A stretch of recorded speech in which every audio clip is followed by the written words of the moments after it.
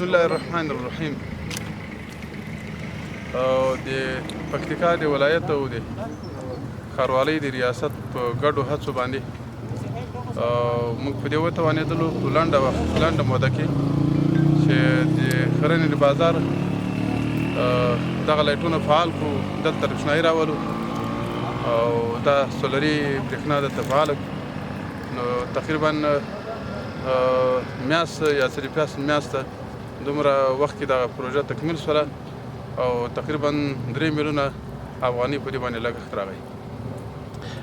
ډیره مننه والي صاحب محترم. دلته ځینو خلکو غوښتنه لرله تیر مهال موږ چې د دې پروژې د پرانیستې په اړه باندې د پرانیستنه یې کېده، بیا هغو خلکو غوښتنه کوله چې دلته وارداتي برېښنا راسي یا د دې تر څنګ ډیزلي برېښنا باندې کار وسي.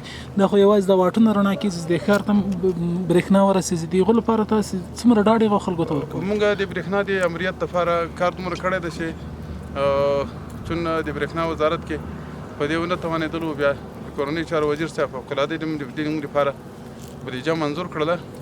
هغه بودیجه فوقالعاده منظور شوې هم ده، خالص د تعمیراتو د ریاست په داخله وزارت کې د هغه څه اداري مراحل فاتې چې خلاص انشاءالله د موږ د ښرنې د ښار د برېښنا امریت چې کوم د هغه هم فعاله شي او دلته انشاءالله د ټول بازار ته او ټول ادارو ته برېښنا ورکړي.